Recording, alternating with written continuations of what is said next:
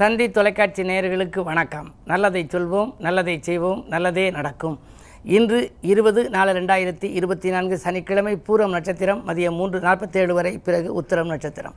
இன்றைக்கு நான் உங்களுக்கு சொல்ல இருக்கிற நல்ல கருத்து, சில பேர் வீடு கட்டுவாங்க, கட்டுறபோது கடன் வாங்கி கட்டுவாங்க. 40 லட்சம் 50 லட்சம் அப்படின்னு கடன் வாங்கி கட்டுவாங்க.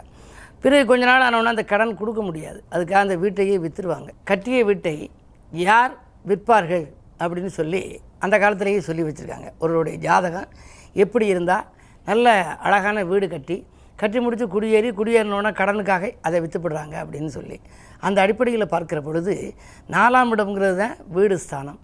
4க்கு உடையவரோ நீச்சம் பெற்று நல்லதொரு பகை வீட்டில் இருந்தால் அன்னார் வாழ்வினிலே சேர்த்து வைத்த சொத்தையெல்லாம் வறுமையினால் ஒவ்வொன்றாய் விற்று தீர்ப்பார். நிறைய சொத்து வாங்கியிருப்பார் ஒருத்தர். அங்கே ஒரு இடம் கிடக்கு, இங்கே ஒரு இடம் கிடக்கு, அடுத்த ஒரு வீடு இருக்குது, இங்கே ஒரு 2 வீதி தாண்டி ஒரு வீடு கிடக்குன்னு சொல்லுவாங்க. ஆனால் வறுமையின் காரணமாக ஒவ்வொன்றாக விற்கக்கூடிய சூழல் யாருக்கு ஏற்படும்னா, 4க்கு உடையவர் நீச்சம் பெற்றிருந்தார். 4க்கு உடையவருங்கிறது 4ஆம் இடம். உங்களுடைய லக்னம் எதுன்னு பாருங்கள். இப்போ கும்பலக்கணம்னு எடுத்துக்கினா, கும்பலக்கணத்துக்கு 4ஆம் இடம்ங்கிறது சுக்கிரனுடைய வீடு. சுக்கிரன் நீச்சம் பெற்றிருக்கக்கூடாது. அப்படி 4க்கு உடையவர் நீச்சம் பெற்றிருக்கக்கூடாது. அப்படி இருந்துச்சுன்னா சொத்துக்களை வாங்கியதை விற்கக்கூடிய சூழல் உருவாகும். 4க்கு உடையவரோ கேந்திரத்தில் நயமாக வீற்றிருந்து சுவர்கள் பார்த்தால், கேந்திரத்தில் அது இருந்து சுபகிரகம் அதை பார்த்துச்சுன்னா 7 அடுக்கு மாளிகைகள் அலங்காரங்கள் ஏற்றதொரு வீடு கட்டி குடியிருப்பார். அந்த 4ஆம் இடம் நல்ல பலம் பெற்று உச்சம் பெற்று 4க்கு அதிபதி இருந்தார்னா 7 அடுக்கு மாளிகை கட்டி அதில் குடியிருக்கக்கூடிய ஒரு யோகமும் வரும். பொதுவாக ஒரு ஜாதகம்னு எடுத்துக்கிட்டால் லக்னம் முதல்ல முக்கியம், அடுத்து 4ஆம் இடம் முக்கியம். 4ஆம் இடம் சுகஸ்தானம். அதே நேரத்தில் வீடு, இடம், பூமி வாங்குவதை பற்றி குறிக்கின்ற இடம்.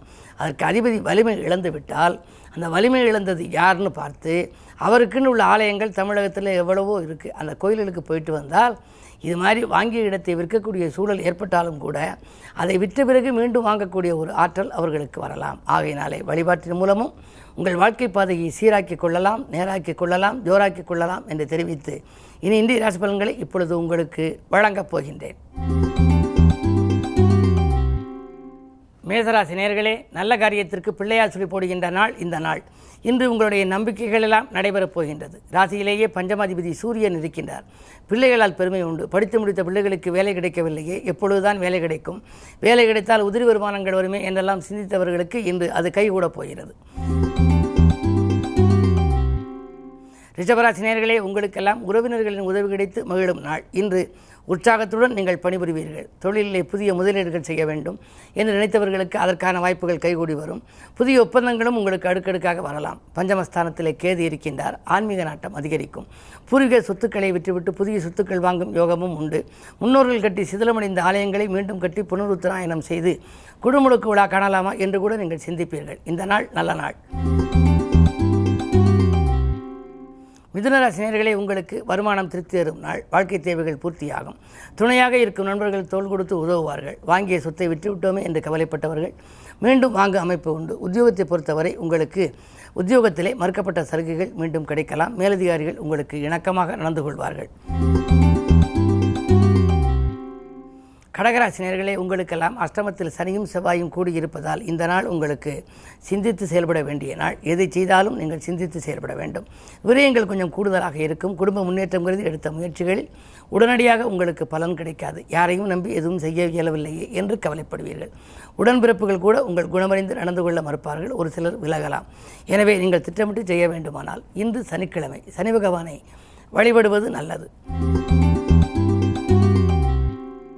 சிம்மராசி நேயர்களே, உங்களுக்கு சந்திரபலம் நன்றாக இருக்கிறது. ராசிநாதன் சூரியன் உச்சம் பெற்றிருக்கின்றார். எனவே வரவு திருப்திகரமாக இருக்கும். அதே நேரம் செலவும் உங்களுக்கு அதிகரித்து கொண்டே போகலாம். உங்களுடைய வாழ்க்கையில் இன்று எதிர்பாராத சில நல்ல சம்பவங்களை சந்திக்கப் போகின்றீர்கள். உத்தியோகத்தில் சக பணியாளர்களால் ஒரு சிலருக்கு ஆதரவு கிடைக்கும். மேலும் 7ஆம் இடத்திலே செவ்வாய் இருப்பதனாலே இடம் வாங்குவது, பூமி வாங்குவது போன்றவற்றில் கவனம் செலுத்துவீர்கள். அந்த இடம் வாங்க, பூமி வாங்க, வீடு வாகனம் வாங்க சலுகைகளை எதிர்பார்த்து காத்திருப்பவர்களுக்கு அதிகாரிகள், அதாவது பணிபுரியும் இடத்தில் மேலதிகாரிகள் சலுகைகளை வழங்கவும் முன் வருவார்கள். இந்த நாள் உங்களுக்கு ஒரு இனிய நாள் என்றாலும் கூட கிழமை சனிக்கிழமை என்பதனாலே சனி பகவானை வழிபடுவது நல்லது. கன்னிராசி நேயர்களே, உங்களுக்கெல்லாம் நேற்றைய பிரச்சனை இன்று நல்ல முடிவுக்கு வரும் நாள். நிகழ்கால தேவைகள் பூர்த்தியாகும். நினைத்த காரியத்தை நினைத்தபடியே செய்து முடிப்பீர்கள். அஷ்டமத்திலே குரு இருப்பதால் அலைச்சல் கொஞ்சம் அதிகரிக்கும். ஆனால் அலைச்சலுக்கேற்ற ஆதாயம் கிடைக்காது. 12க்கு அதிபதி சூரியன் 8இல் இருப்பது நல்லது. கெட்டவன் கிட்டிடும் ராஜயோகம் என்பார்கள். எனவே அரசு வழியில் எதிர்பார்த்து காத்திருந்தவர்களுக்கு ஏதாவது ஒரு நன்மை கிடைக்குமா என்று காத்திருந்தவர்களுக்கு இன்று கிடைக்கலாம். பொது வாழ்வில் உள்ளவர்களுக்கு புதிய பொறுப்புகளும் பதவிகளும் உண்டு. துலாம் ராசி நேயர்களே, உங்களுக்கெல்லாம் விலகிச் சென்றவர்கள் விரும்பி வந்து சேரும் நாள்.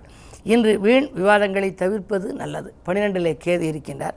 பயணங்களால் உங்களுக்கு பலன் கிடைக்கலாம். ஆரோக்கிய தொல்லைகளும் உண்டு. மருத்துவ செலவுகளும் கூட ஏற்படலாம்.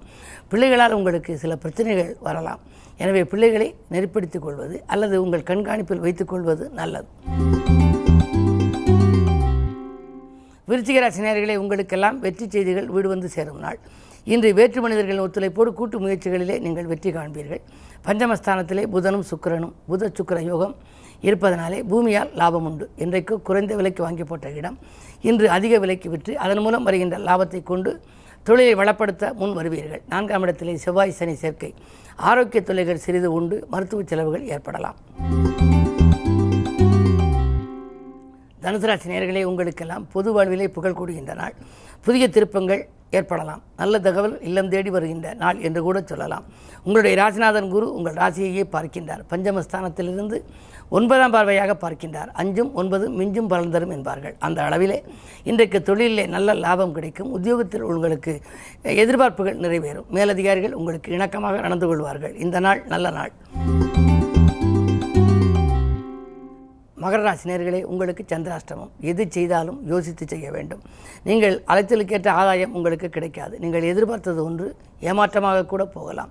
யாரிடமேனும் உங்கள் பொறுப்புகளை ஒப்படைக்க வேண்டாம். நம்பி ஒப்படைத்த பொறுப்புகள் நல்ல விதமாக நடைபெறாமல் போகலாம். உத்தியோகத்தில் உள்ளவர்கள் பணி நீக்கம் செய்யப்படக்கூடிய அளவுக்கு ஏதாவது பிரச்சனைகள் வரலாம். கவனம் தேவை.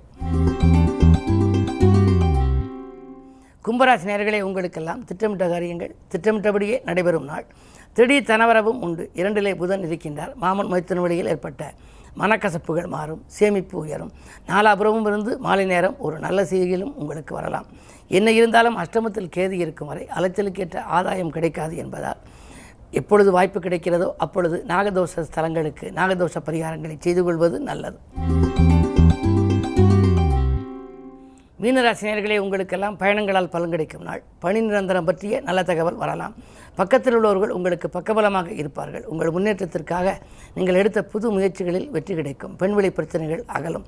அயல்நாடு செல்லும் முயற்சிகளில் கூட ஆதாயம் கிடைக்கலாம். ஒரு சிலருக்கு இந்த இடத்திலிருந்து நாம் அயல்நாடு சென்று பணிபுரியலாமா என்று நினைத்து நீங்கள் அதற்காக முயற்சி செய்திருந்தால் நல்ல நிறுவனங்களிலிருந்து வெளிநாட்டிலிருந்து உங்களுக்கு அழைப்புகள் வரலாம்.